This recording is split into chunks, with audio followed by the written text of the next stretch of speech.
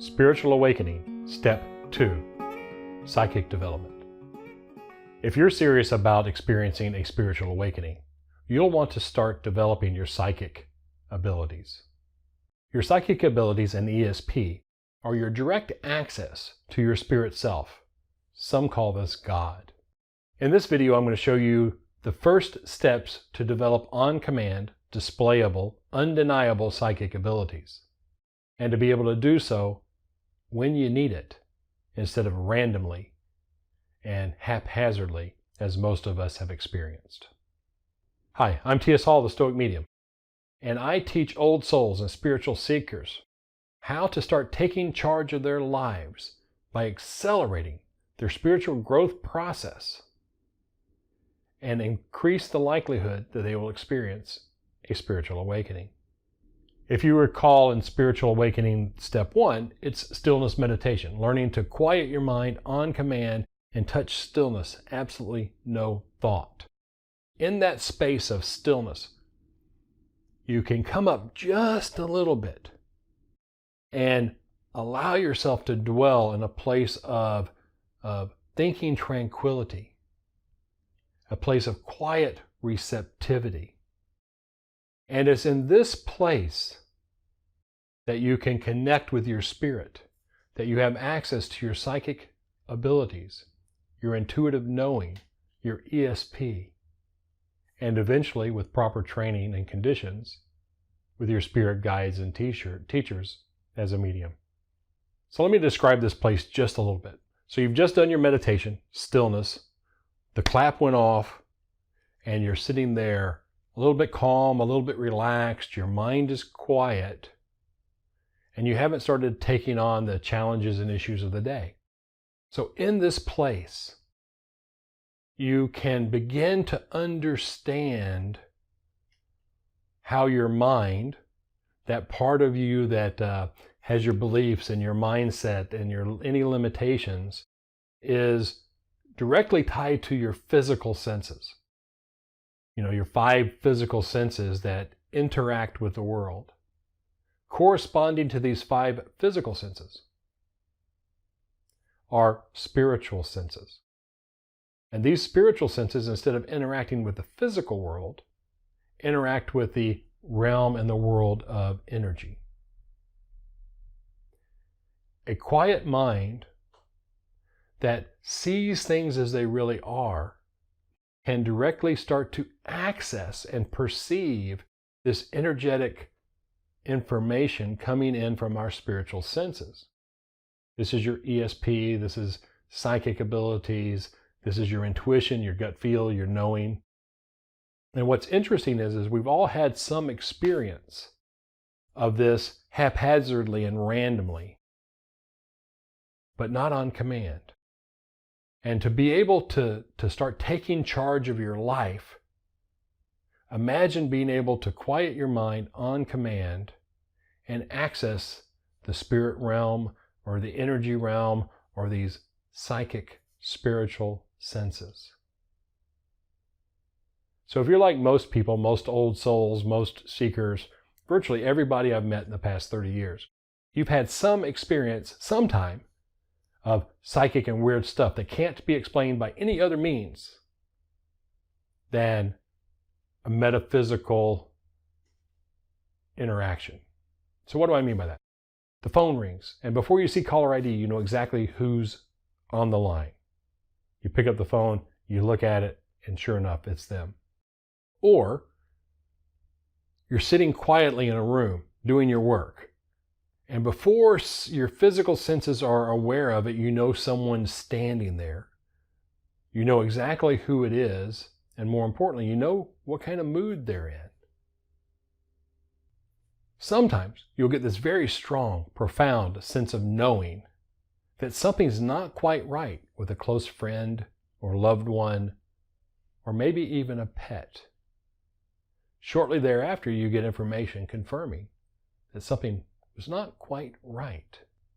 And one of my personal favorites is you wake up from a sound sleep in the middle of the night, and at the foot of your bed or standing close to you is a friend or loved one who passed away, sitting there, sharing love and acceptance and compassion as you notice them right before you fall back to sleep, if you can.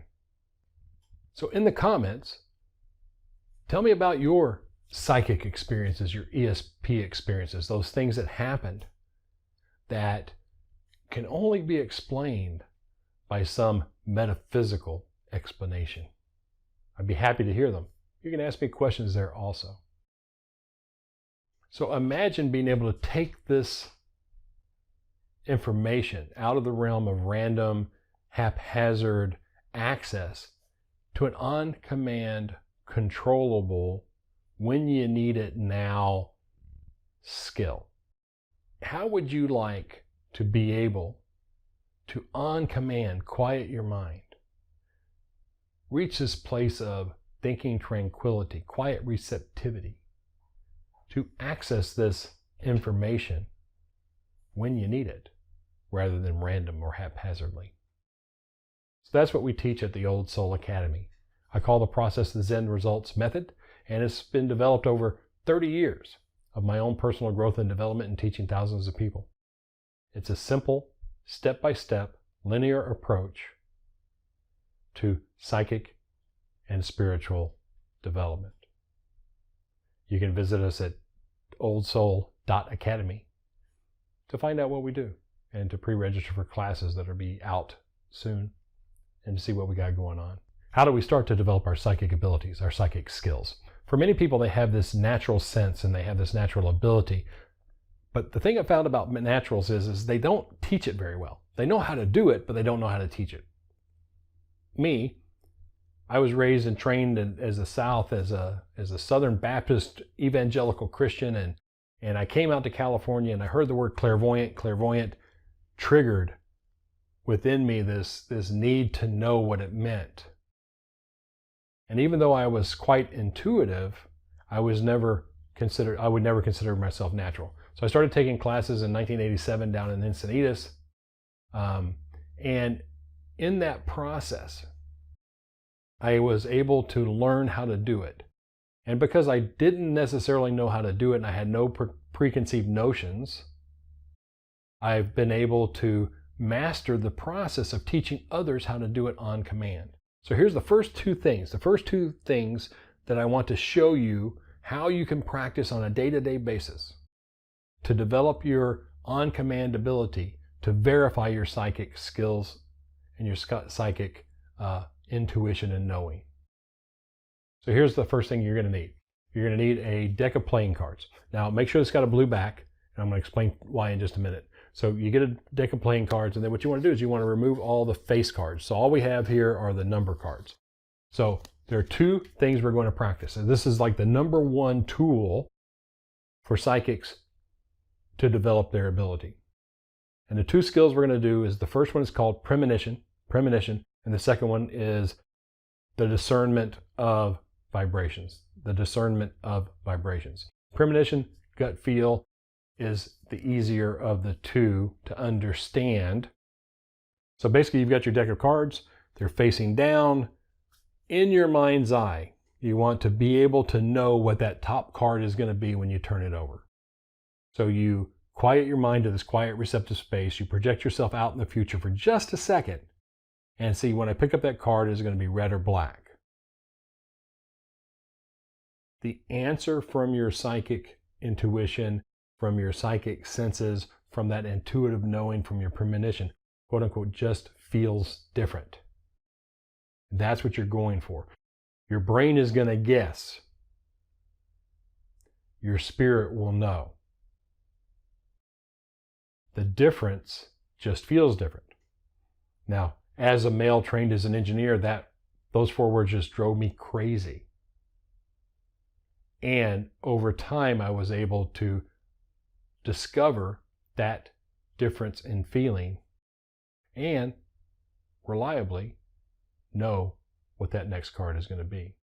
But you're going for that just feels different. That's what you're going for premonition.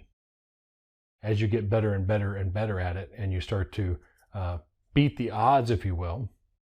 So every time you you beat the chances of guessing it, and you start to develop this reliable pattern of your ability to know exactly what that card's going to be, you'll find that decisions become easier.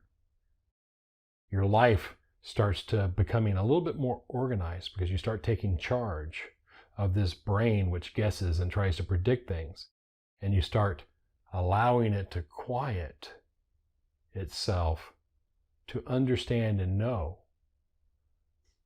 from a spiritual perspective. Now, how does this work? It's in the energetic realm. The future is a possibility or a probability. It's not cast in stone, but that future casts a shadow before it. The closer the event, the more likely it's going to happen, and the least likely you can change it. So as the future's shadow casts before it, our spirit self, our spiritual senses that operate on an energetic level rather than the physical level of our physical senses, are able to perceive that probability. Now, the good thing is if you have enough advance notice, you can change the future or change that probability because it's not cast in stone. So this is a very useful skill that you can practice and become very, very good at. Now the second one. This one's a little bit different, but energy is everything. Everything is energy, and we perceive energy in the form of vibrations. So vibrational discernment is your ability to awaken your psychic and spiritual senses to perceive the physical realm from an energetic perspective, not from a physical perspective. So red feels different than black. So what you want to do, and I recommend you use the 10 of spades and the 10 of hearts because they're very close. You want to start to hold them in your hands, quiet your mind in that quiet receptive space, that place of thinking tranquility. How does red feel different to you? How does black feel different to you? And you want to note what there is. You write it in your psychic journal, and you start to build this library of experiences of how vibrations feel differently. Red feels different than black. So the practice for your vibrational discernment is you have your cards laying down. You pick up the first card, and you start to, with your fingers and with your awareness and with your spiritual body or your etheric body, start to pay attention to how this feels. Does it feel red or black? And you turn it over to verify if you're accurate. So those are the two key skills that with a simple deck of playing cards, with the face cards removed, you can develop your psychic abilities. As you continue to meditate and keep your mind quiet and calm, you start to create a neural pathway to this quiet, receptive space that you can reach in a relatively short amount of time. You start to diffuse your emotions. You start to diffuse your incessant thinking. And you start to allow yourself to experience the realm of spirit, the metaphysical realm, if you will. And you slowly begin to understand there is more to life than meets the eye. So as a quick recap on the first two steps of spiritual awakening. Step one is stillness meditation. This is a 10-minute, twice-a-day practice where you allow yourself to not think. That not thinking allows you to then come back up just a little bit to get to a place of thinking tranquility, of quiet receptivity. Once you're in that place, we start to test our ability to be there and stay there, and whether we're really there or not by starting to develop step two, our psychic skills, our ESP skills.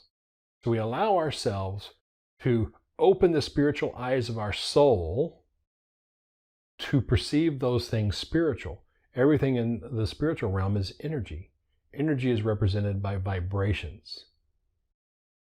So we have vibrational discernment, but we also have premonition, which allows us to see the foreshadowing of future events. It really is that simple. It's not at all easy. But the person you get to know as you begin to open the spiritual eyes of your soul is the essence of you, that never-ending you, that has had previous lifetimes or will have future lifetimes. I hope you've enjoyed this video. If you like it, please like it. Subscribe if you're new here and hit the little bell so you'll know when we put out new videos. Who do you know that would like to learn this or should learn this? Share that with them. Until next time we meet, start taking charge of your life by beginning to control your ability to perceive the spiritual realm. My highest blessings.